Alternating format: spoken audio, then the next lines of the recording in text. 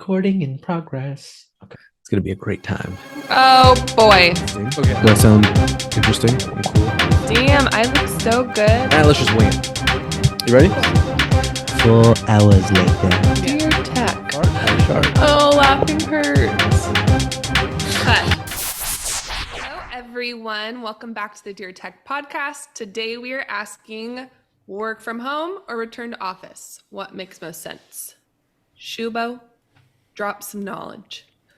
Drop some knowledge. I think that they can both make sense and they can both be stupid depending on context. That is what I would say. But I think if we're talking about in general, I think it depends on multiple different demographics of people. Like there's research around seniority, there's research around other things. There's also some inclusivity issues if you have, there's all things we can go over. But I think the thing that's wrong, and the only thing that I'll say that is actually wrong, is having a blanket statement, right? And even though there are companies saying we're fully remote, which is great, that might not be the best route. There might be some people that are actually missing out because of that. But I think at the end of the day, as long as you're not making blanket statements on this, you're fine for the most part. What do you think?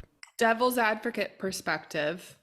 And actually, maybe I'll ask you what you mean by blanket statement, if you can elaborate more. So from my perspective, I agree with you on everything you said, but in terms, I think there needs to be, like, companies need to be consistent in terms of what they're communicating to everyone. It needs to be a consistent message, but there needs to be equitable practices woven into that behavior or model that they're working within. So maybe can you elaborate a little bit more on what you mean by that? So I think when we talk about remote versus work from the office, I think, again, let's say you're a very small company. Let's say you're a startup. If a startup company says we need to be all in the office, I get it. Right? Because at the end of the day, if all of you are in the same local area, it's a very small team. You're working on tremendous deadlines. Sorry about that. That was not supposed to happen. But what was I even saying? No, I'm kidding.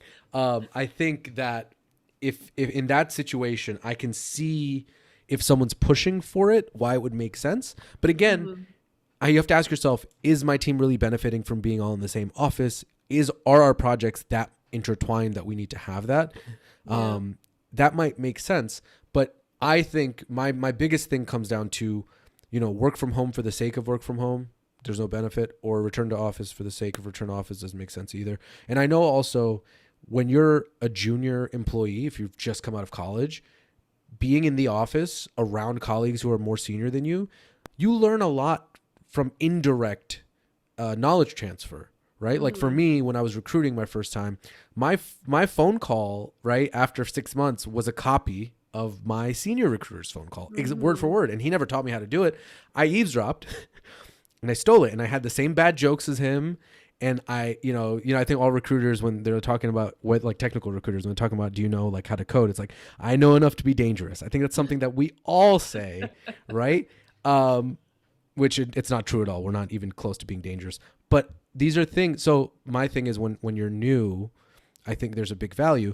But if you're a 30-year-old, if you're a 30-year experience person who is, let's say just a program, not an IC, you chose not to go into leadership or something, and you just want to code.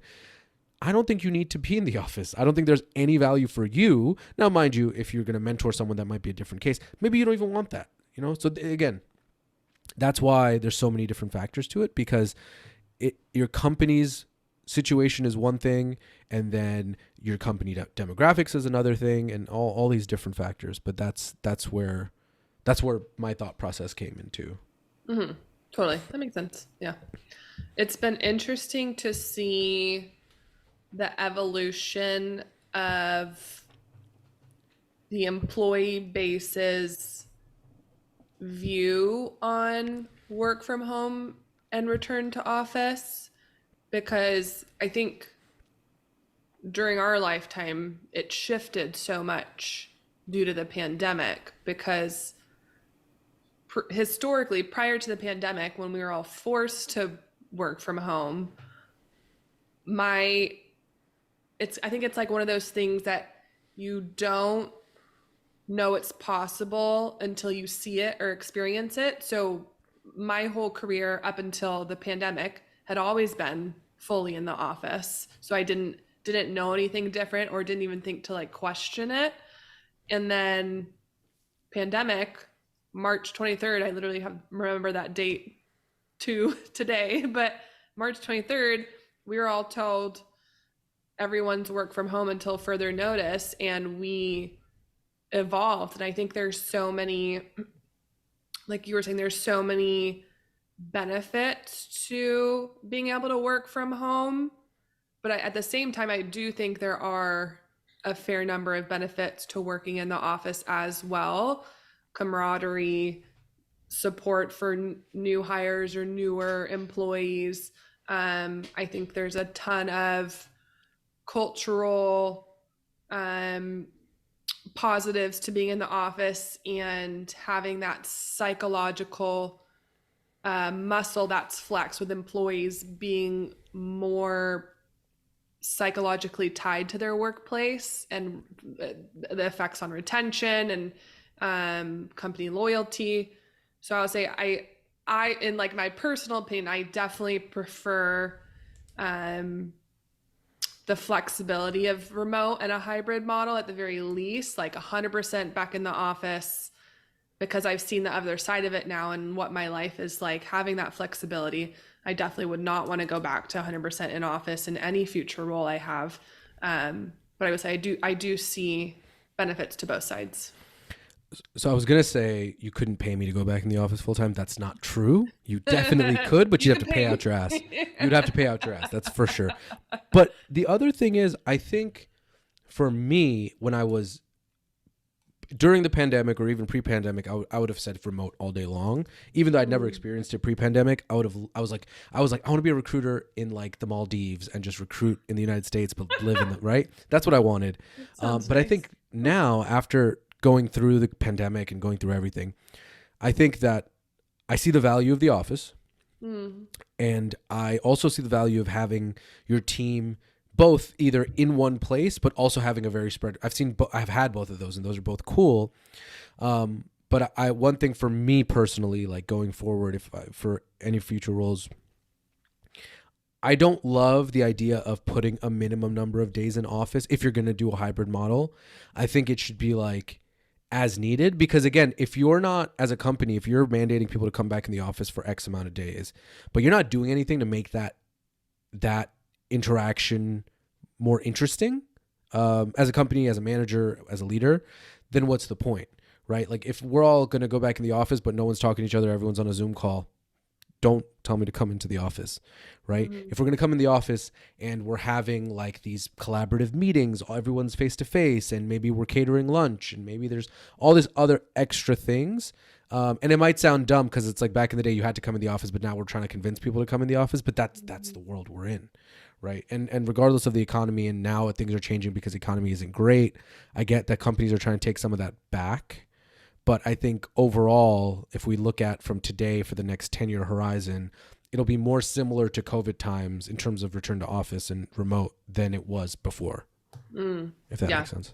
Yeah, I definitely think the pandemic caused a shift. It was a catalyst for a shift in how companies view work from home versus return to office, and also how employees view work from home versus return to office. Like people experienced that it was possible.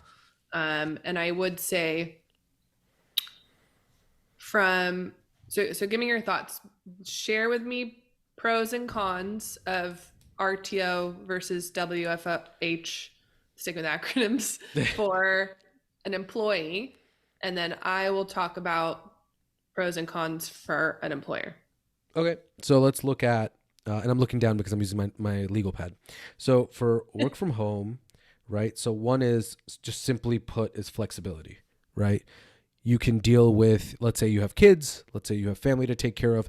You can 100% do those things, and it doesn't affect your work for the simple reason that you don't have to commute, right? You get 1 to 2 hours each way back, right? Like for me, if I don't commute, it's 2 hours that I save daily, 2-3 hours, give or take 1.5 to 1 hour each way. 10 hours a week. That is a significant amount of time. For someone like my mom, it's 4 hours a day, right? So it's 2 hour commute to her job, right? Yeah. And she's doing that for the past, I don't know, as long as I've been alive. Okay, so flexibility, all that. And I will even say my cousin goes to the office every day, but that's by choice, and he's able to do that and have not an issue with it. But see, the issue becomes, and I'm sorry, I'm jumping into this into a different light. The issue becomes when someone does that from a senior level perspective and decides because they can do that, that it's everyone should be able to do that, right? And my cousin didn't say that. You know, he didn't say that, but I'm just thinking of some people might say something to the effect of, "Oh, I do it, so you should be able to do it." But looking at that either way. Anyway, so for work from home, from an employee perspective, flexibility is the first one. Okay. And I think that encompasses everything else that we would say, right? You save money on gas. You save money on the commute, right? You're able to not eat out for lunch. You're able to eat from home. But also childcare, if you have kids. Yeah. Childcare is huge. Yeah. But then on the other side of things, also, there's a lot less distractions. You know, like when you're in the office, there's always someone. Depending on your situation. For sure. But in a lot of times, you know, if you're in the office and I'm in the office, I'm if you and I were in the same office, I would be bugging you, and I would just be like at your desks talking about nonsense, and you'd get no work done, right? So I think those are some of the pros for work from home, and I don't think I'm doing it justice just because I think it's so obvious as to what flexibility means, and I think most people understand that, and I don't want my argument to seem lopsided away from work from home, but I just feel like I don't like beating a dead horse. I just think most of us that aren't C-level executives understand logically why work from home is great. Maybe some of them do. We're just too far removed to experience that insight. Well, you know, and I would CEOs. No, look, I'm just based on, you know, we'll get into the motivation for companies to get back you. I'm just going to keep devil's advocating every single thing you say. No, please keep going. I'm going to jump over to return to office. And I think another reason that I want to, I'm doing it this way is because I feel like I'm playing devil's advocate for what everyone is speaking of, because I think, and I'm very pro remote, like, and you know this, Fran, and people that know me know that I love remote work, but I want to give a true other side perspective. So return to office, I think one is knowledge transfer, right? It's just better knowledge transfer. If you are, and especially if you're junior, statistics say if you're junior, you should be in the office. It's better for you, right? And for all of my people that have less than 5 years experience that are, you know, saying fuck off, we don't need to be in the office, it's fine. But the stats do say that you get more and you miss out more from not being in the office and learning. This is all throughout technology. This is all throughout, I mean, I'd say throughout business in general, right? So knowledge transfer. The other thing is a sense of camaraderie. I think, you know, when you work for a company, it's very good for your company that you feel attached to it. But if you're always remote and you haven't been at the company for a long time, or maybe you have, but maybe it's, you know, long time's relative, let's say a couple of years. If you're always at your house and you're just doing your task and your company hasn't done a really good job of creating virtual events or offsites or flying you out or whatever it is to create that camaraderie, to create that brand, you know, the stuff we see from like Apple and Microsoft and Amazon, where these people are like, that's my, right? Mm-hmm. Like, you know, like people, you vibes. Yeah, cult vibes. And the thing is, like, if you look at the way successful companies create their internal brand, it is cult vibes, 100% cult. Like the Steve Jobs, him releasing stuff is super cult vibes, but I'm here for it, right? So I think you want to create those things, and even if it's remote, but I think when you have an office and you have people in the office, it's easier for you to create that. But that's the whole point. A lot of people are saying get back in the office, but you're not doing shit. You're literally having people come in the office and they're not actually doing all this extra stuff. They're just coming in and they're doing exactly what they did at home. Well, guess what? Then you're not taking advantage of this whole return to office thing. You're wasting people's time, right? So I think that's the second one. I think the other thing comes down to, like, again, and this the whole thing about not making blanket statements. Every pro that I've given can be a con in the office, right? Because you can come in the office and it can be all politics, which case knowledge transfer and juniors learning shit doesn't happen, right? So if your office isn't great and you're making people come back in, you're having the opposite effect. You can, this is gonna be funny, but you can actually have people come back in the office instead of having the cult vibes and the loyalty vibes. They all come in the office and they say, "Fuck this company, it's ass, it sucks." And that was one of my first jobs. I'm still friends with a bunch of people from this job, and we still talk shit about that first company that I don't even know if they're still in business anymore, right? But that's the point. Like, what are you doing to make sure that your company's thriving? You're making people come back to the office. Awesome. Are you making it worthwhile? No? Well, then you're actually hurting yourself more by having people come in the office, right? And the other thing that I think is for both of these things, be honest about your intentions, right? Like, don't pretend that, like there was this post, it was a joke TikTok where it was like, when you walk up to the TikTok and it says like this or that, and then people go in a direction. Mm-hmm. So this was like right when the pandemic, like when people were going back to office and stuff, and it was like remote or back in the office, and you saw everyone was going back to the office, and then they showed like a video of the person recording, and it was a boss with a gun, and it was making people move to return to office. Yeah. So if you're doing that and you're making it seem like your company's excited about going in the office, I mean, that's also causing like negative vibes. But that's my perspective of pros for work from home and return to office. Fran, what are your thoughts from a leadership perspective? Okay, thank you. So first of all, I'll address from what you were saying, I think it is a fundamental shift in how leadership views if they are requiring employees to come back into the office, because past state 2 years ago, that wasn't even a factor in their strategy for employees. Like, it was a norm and it wasn't questioned. So I think I would venture to wonder if certain companies and leadership teams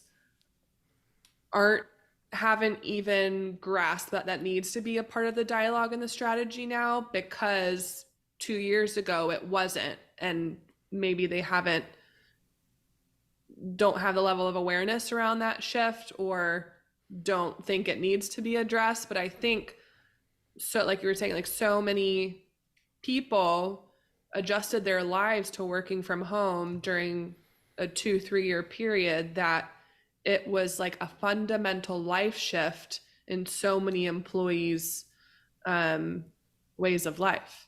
So from a leadership perspective, RTO versus, why is RTO so much easier to say than WFH? Because it's just W. You can spell W okay. And you can spell H, right? Those are two words that have like 4 letters in them. Anyway. Thank you. I got I'll you stick back. with Continue. sounding it out. Or just say work from home. It's okay. We can say work We'll from go home. with that. From a leadership perspective, so work from home, I think there can be a lot of cost savings in brick and mortar buildings. So that I can only imagine. I know, actually I'll keep that to myself. I don't know if I can legally share that, but I know a lot of companies, a lot of, like, especially large companies too, they don't even own buildings, they lease them. Mm-hmm. But even I can only imagine, like, from the companies I've worked at, the companies that I have friends work at, they're like Fortune 100 companies, the amount of money that goes into building out these insane campuses that have like to the nines decor. They have freaking saunas and spas and restaurants and movie theaters. But that's what makes it worth it to come into the office, right? Hey. I did interrupt you. That's fine. From a leadership perspective, I'm saying that the cost savings would be a major benefit to work from home for them, like the cost they put into the brick and mortar, the cost of shuttle services. That would definitely be a pro for a business and leadership. Additional pros to work from home: the equity of any employee who may identify or have a disability that impacts them in a negative way or makes it more difficult for them to either get into the office and or work in the office is a major plus. If I am an individual who utilizes a wheelchair, if I am an individual who is who uses certain technologies or tools so I can see and hear my peers speaking in team meetings, working from home oftentimes has a lot more benefits because I have my space set up. I have all the tools I need. It is an environment where I feel more comfortable. So that would be another benefit. Additional, those are the main two I can think of right now. Benefits to being in office. Obviously is the same as you were saying for employees. Like there is an increased, like a much higher increased level of collaboration, and I think building of a culture when individuals are able to work in office face to face. I'd be very curious. I haven't seen any stats or data on this. Please share if you have. I'd be very curious. My assumption would be that employee retention, I actually, I would say there may be some outlying factors that sway this, but I would venture to guess that employee retention is significantly, am I going to say this? I'm going to say this. I would think employee retention is increased by employees being in office versus working from home.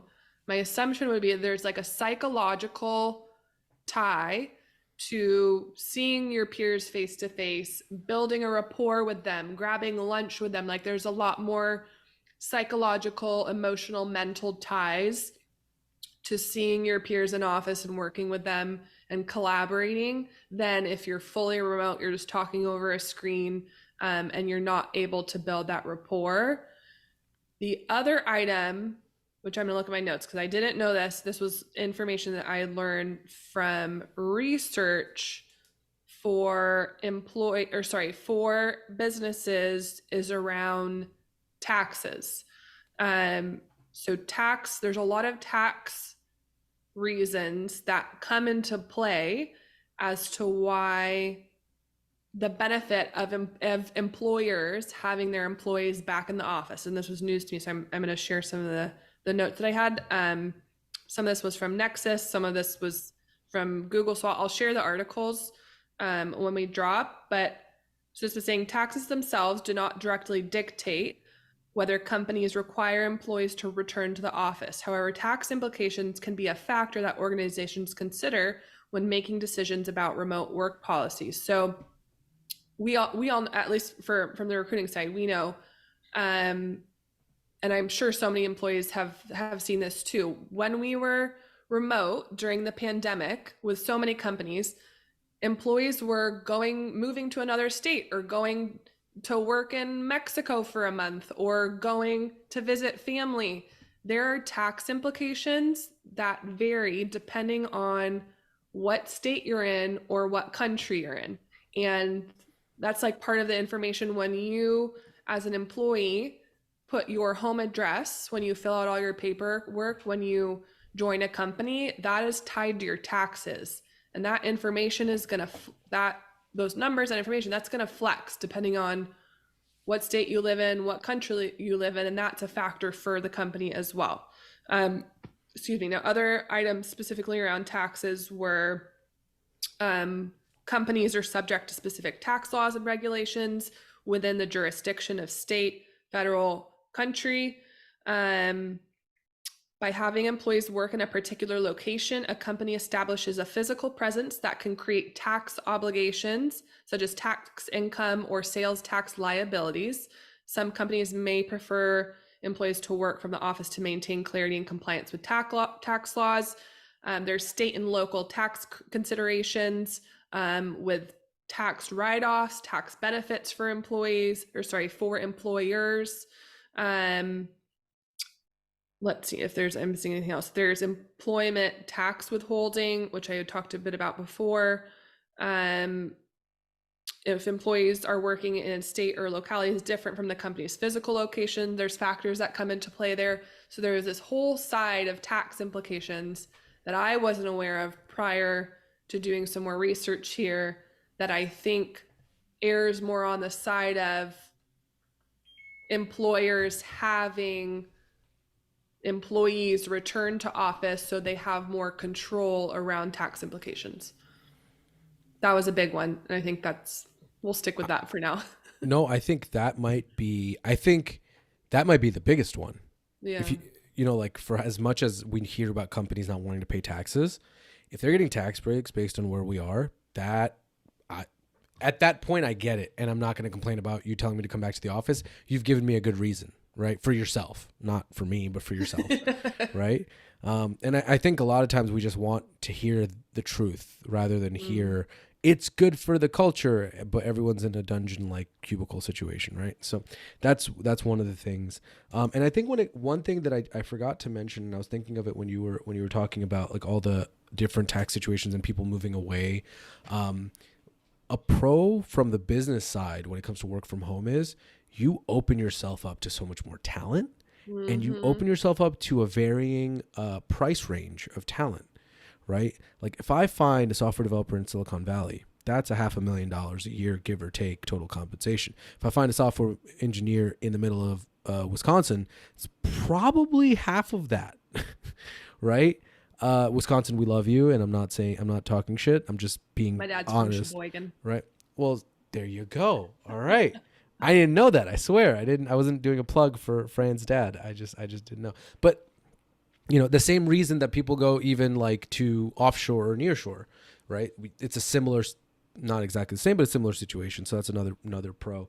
I think I'm going to stick with my whole thing about, I really would love companies to do a internal pulse check with their employees, because the difference is if you get hired for a job that's hybrid or remote, that's fine, right? You've chosen your situation.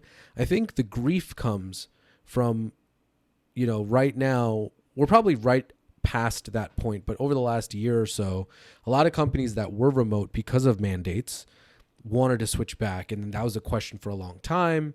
And then some companies took very, very strong, like Tesla's all your 5 days in the office, and Elon's thing about that is that well, the thing is like I want to understand his point of like, oh, the factory workers have to be in the office, so you have to be in the office, but it's also a different skill set, and we need to understand that it's a different skill set. And because it's a different skill set, there are different rules, right? And now we're not saying that software developers are better and that's why they get to work from home. We're saying that their skills don't need them to be in the office. Again, maybe your situation's different. Maybe they do need to be in the office. But 5 days in the office, I think, is a very tough thing to sell now, especially since we did 2 years of fully remote and we did not, like, you can't tell me that productivity went down. That's horseshit. Like, we know that's horseshit, right? But your company might need more in the office time. So I'll say this: if I was living in, let's say, Dallas, right now I'm in New York. For me to get into an office, it's like an hour plus commute on a train. I'm not excited about that. But let's say I lived in Dallas, where my last 2 commutes in Dallas. Are you okay? For those of you that didn't see, no, we're not. We're not going to cut that out. I'm going to show. They're not going to see it because I was talking. My legs are stiff. Continue. Fran hit her leg on the book table she has in front of her. Anyway, in Dallas, my commutes were the first commute was literally door to door, 4 minutes. I could walk from my apartment door to my office in 4 minutes. And it's not like I had a shitty apartment either. I had a gorgeous apartment. And then my second commute was about 25 minutes. Either way. A drive. Either way, if those were my commutes, I would not mind being in the office. And I was that close to my apartment. I wouldn't mind being in the office probably like 2 to 3 times a week, right? Not saying that I would do that, but I wouldn't mind it if I needed to. But at the same time, it comes down to my lifestyle is different. I don't have kids. I don't have a wife. I'm not taking care of older parents. I have a dog. And I would probably go home at lunch, eat something, play with them a little bit, and then go back to work. But again, I think understanding and respecting that my situation might be different than Fran's situation and giving us those options, right? And you can also do days like what do you quote unquote like an anchor day where everyone on the team comes in on Thursdays. I think that that's fine too. But I think the problem, and this is probably gonna be for most of my episodes, this is probably gonna be the mantra that I chant, is that the problem is when you make these things where it's like everyone's doing this. We're not going to ask you how you feel about it. This is what we're doing, and this is how it has to be. And the only reason, a lot of people, there's another quote that was going around in the last few years is like, my facts don't care about your feelings. These feelings are things that directly impact quality of work product, right? Your quality, your culture in the company dictates your quality of work product. And also, if you don't have good culture, you're not going to attract the best employees. So these are all factors that I feel like leadership needs to give a shit about, because it's not just, are my people happy? It's, are my people happy? If they are happy, are they producing the best things? Do the best talent want to come to my office or my company, right? So I think those are the biggest things that come into it. And that's why, like, for me, again, before I was all about the office, remote office stuff. I still am, honestly. I have a $8,000 home office setup, so I'm not really excited for someone to tell me. Yeah, I love my home office setup. Don't give out your address; you're gonna get robbed. Yes, everything is insured. All right, renter's insurance, y'all. If you don't have it, get it. Okay. I have Geico. Geico, if you want to sponsor this video, hi. But I just think that, as an employer, it's your job to make it worthwhile. That's the bottom line. But again, if it's taxes that you're trying to save on, do what you got to do. But if you genuinely care about your company culture, like, make it, do shit. I will share too, from like a personal experience that I hadn't gone through before, that's been kind of frustrating, was having to request a disability accommodation to allow that flexibility when I need it. I have autoimmune diseases that don't require, but there's days where I literally can't fucking move, and going into an office would be awful. And having to go through the process to request that accommodation has not been fun, just to say the least. And I'm sure there's so many other individuals out there who they have organizations that are requiring 5 days back in office for a week, and the process for the disability community and individuals who are impacted by that shift is, I don't know the right adjective for it. It's a pain in the ass. Tedious. Yeah. Right? Awful. No bueno. Don't love it. So, Fran, let's have this very much. Well, let's continue having the conversation that we're having, but I got excited for a second. So, so let me ask you this. Do you think, whether or not all the points we made, fuck all the points we made, right? Real quick. You have a company that has been remote and you want to consider a change, whatever that may be. 4 days in the office, 3 days, 2 days, 1 day, doesn't matter. You want some sort of change. What would your first thought process be? Or what do you think you would do first?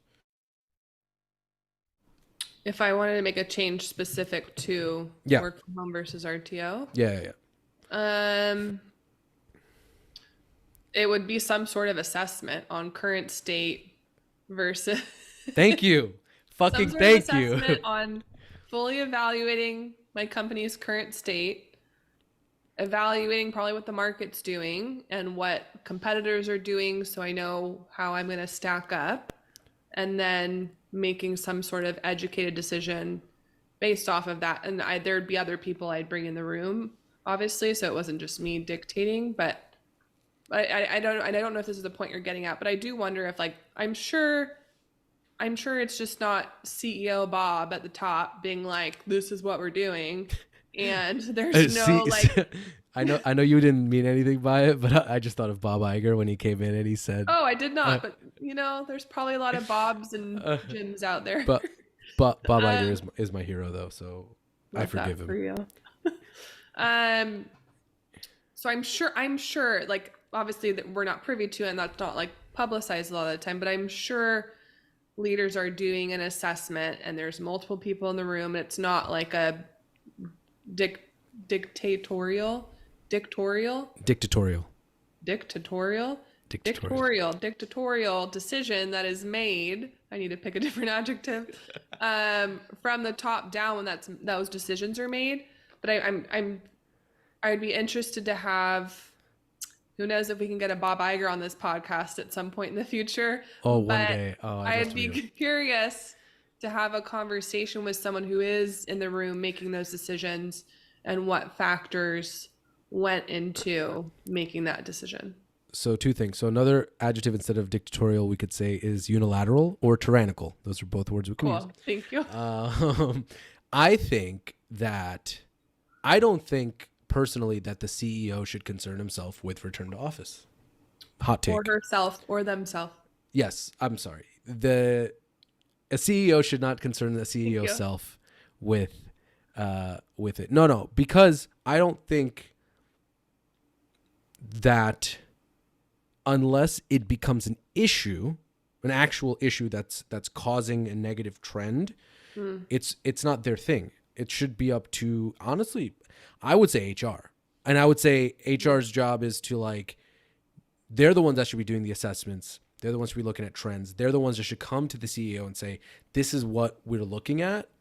And then the CEO can have that conversation. But I think it's, you have bigger fish to fry, Mr. CEO, right? And you should have bigger fish to fry. And you know what? That might even be the case in most companies. And the reason that it falls on the CEO is because, like, there has to be their name on the decision. But it's very well possible that it's HR. But if it is a CEO that really cares about it, I'm like, you don't have enough shit going on. Like, you should have other really more important things going on.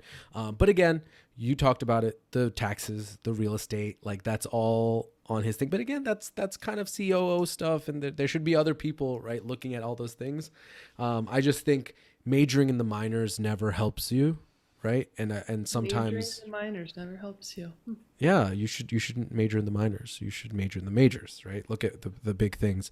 And not saying company culture and remote work or working from offices isn't important, but I think it's important to a different group, or it should be a major for a different person than the CEO, right?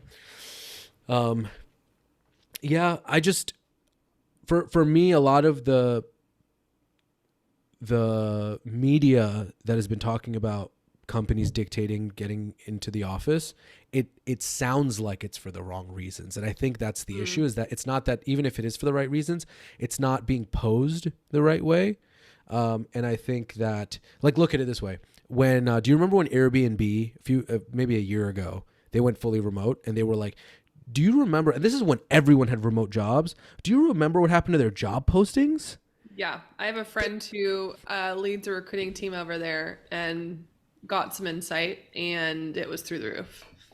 And do you think, like, that's my whole thing. It's like, if you can pick the best individuals in the country and they're clamoring to get you, so even if you can't pay the best, your branding just skyrocketed. People that are following you just skyrocketed. That itself can be a motivating factor for you. And let's say you can't, because of the taxes or whatever, you can't go fully remote right now. Companies are saying how they're going to be green by 2050. Say you'll be fully remote by the next 10 years. Like, work towards it, right? I just think, again, and I just said fully remote when that's not what I meant, because we're no more blanket statements. That was my whole thing. But I think you really need to look at what makes sense and work towards that. What, I don't know if you were talking about this before, what would be your ideal world to get you into the office? Like, what would the office look like? What would the culture look like? You have to pay for food. I was literally just going to say, besides free food. No, besides free food. You can't say besides free food. That's the biggest thing. Listen, if every company that wants people in the office did free food, you would have automatic uptick in people. Okay. My last company had, like, full-blown, I think we talked about this in the past episode. We did. Full-blown smorgasbord of different food options.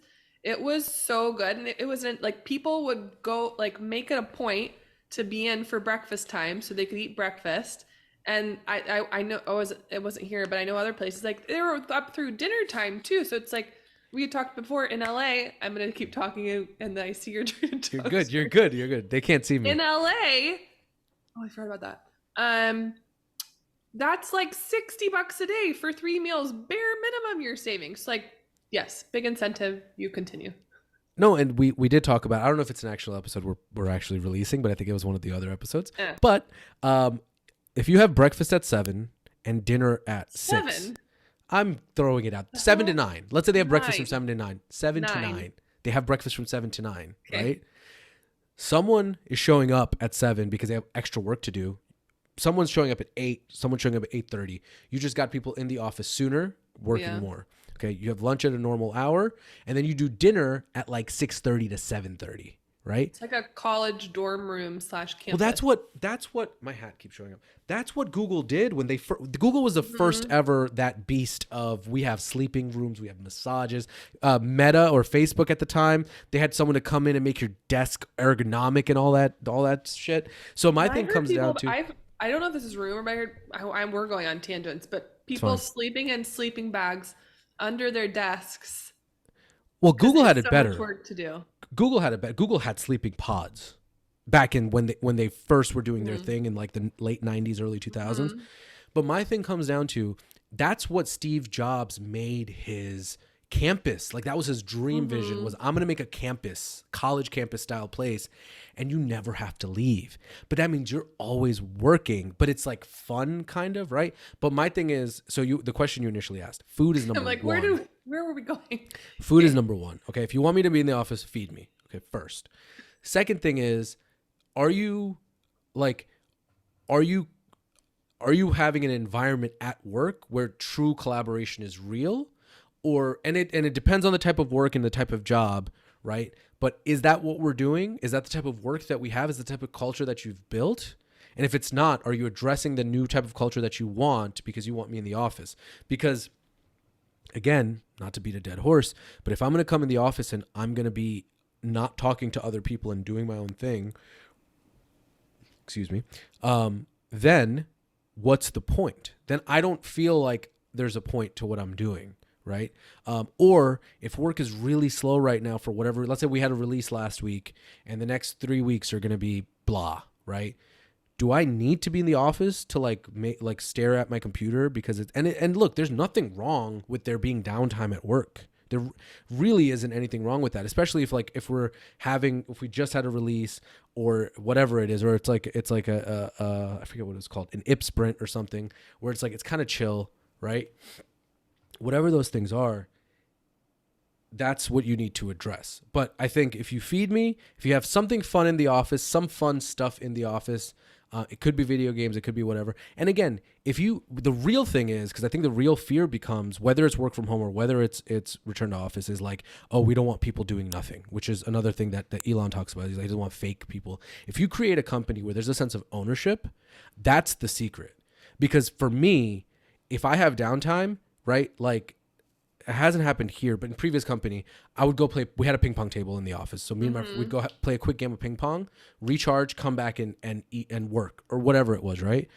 The thing you need to understand is if I'm playing ping pong and my phone buzzes and something urgent hits my desk, I'm dropping my paddle and I'm going to go do it because I have the sense of ownership. Right. So I think if you create a culture of trust, empathy, and a sense of ownership, then all of the fears around either being in an office or being remote, they both go away, right? Because another thing is, everyone's in the office, they're going to just talk to each other and do nothing and play video games if you put it in there.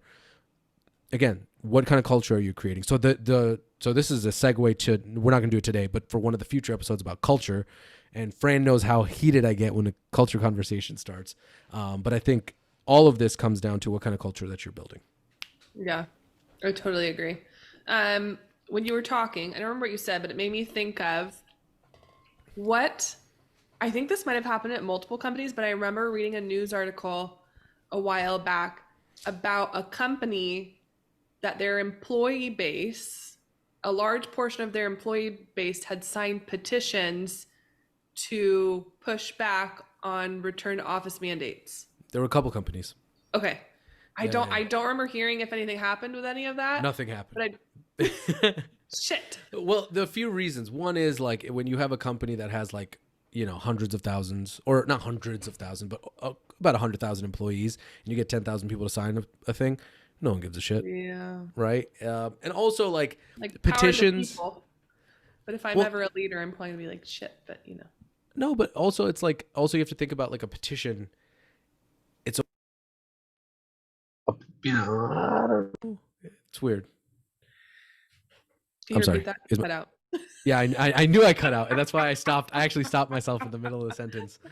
No, I just think that like petitions are great, but I think it's also relative. Again, that if you don't have enough numbers, or if the company is going to just ignore it, because I think petitions in a government situation make sense because they have to like address it, but in a company situation, they might have to address it. But I think it's like a very high percentage, relatively high percentage. Where anything under like 25% probably doesn't even matter. Well, applaud you all for collectively pushing your goals and giving your feedback to the company. But also like that's another thing, like maybe it's addressing, okay, maybe this company isn't a fit for me, which is fine, right? And that's another thing we need to look at, where because someone would be like, oh, well, it's not that easy. And I get the economy right now isn't great, but in general, you need to look at, it's not about the next year or 2 years. It's what do I want my life to look like? And if you want your life, I have someone on my team. She's been remote for 20 years. 20 years she was remote, right? Something like that. I might be fudging the numbers, but to think about in that old time, like in the last 20 pre-COVID, right? In the last old. Okay. It's like, Pre-COVID. please define old time. Yeah, pre-COVID, right? You're gonna get a text when we launch this and be like, Shubho. No, I won't. I probably will. But the point becomes, if you think of pre-COVID, and to think of, and we talked about it for our job for recruitment being remote, right? Because even at least I know that software engineering, there have been remote people for a long. I had uncles that were remote for a really long time, right? Which is fine. But this person was remote in recruitment, which is unheard of for the past 15, 20 years. Which means she decided that's what her life was going to be. She built up her brand, and then that was what she was willing to work for, and that was it. And that was the end of. So anyone can do that. So rather than making a petition and trying to change the company you're at that's been there for X amount of years, you might need to find a different role at a different company that fit your lifestyle choices, right? Whether you want to work at like a Airbnb or whether you want to work at a Tesla, because some people do want to go in the office 5 days a week, which is fine, right? And so I think that's another conversation you have to have with yourself. Does this company, or maybe you want to go in the office, but you want an office that is benefiting you and helping you grow, and this office isn't it. So maybe that's why you need to change. So there's a lot of different factors, but you have to look at what you want long term. Yeah, 100%. I wonder how many times I say 100% in an episode. Anyways, I'll count next time. Yeah, we'll look at the transcripts. So I would say, kind of collectively wrapping up what we've talked about from the employee and employer perspective, I will say from the employee side, just like you were just saying, at the end of the day, it comes down to fully assessing what is important to you and what factors are important to you, and if a fully remote job is important to you versus having to go into the office full-time or even part of the time. That's up to you to where that factor ranks in your decision making for a job. Obviously, we just recorded our episode about how you come back from a layoff, and right now with our industry, that may get pushed lower down on the list, and you have to be flexible based on the need to find a job. But I think at the end of the day, from an employee perspective, it really just comes down to where that lands in your priority list in a job that you are looking at. It completely is possible, just as you were sharing the experience of one of your peers, that it is completely possible to have a career path where you are fully remote in the tech industry. I think that may vary a little bit depending on function, but as a fairly blanketed statement, I think it definitely is possible. I will also urge people to keep in mind, I always want to like assume the best and think the best. I do think there are a number of factors that go into the decision-making process for an organization and from leadership as to why they are requiring some sort of return to office or hybrid work model. I don't think it is a completely, what was the synonym for dictatorial again? Tyrannical or unilateral. I think unilateral. Thank you. I don't think it's a complete tyrannical decision making process that is being had. I think there's a number of factors that come into play. At the end of the day, they are a business. They are going to do what's best for the business, and employee satisfaction, employee culture should obviously be a part of that decision making process, but there may be other factors that rank higher. So I think there are important things just to keep in mind for perspective as an employee. And then I think as an employer, and when you are in that conversation and part of that decision-making process, just as we talked about, I think it is really important to, when you are at a fork in the road of making a change to your policy of work from home versus return to office, as that may be today or evolving in the future, it's obviously important to assess current state, assess the needs of your business, assess what you want to do based on your company goals, the market, and have multiple people in the room, have a diverse set of voices in the room that are making that decision for the good of your company, and then own it. I love that. I think owning it is the biggest part. I think this is what we're doing and this is why we're doing it, and just own it. So I love that. So I guess then I could say, sincerely, Fran and Shubho.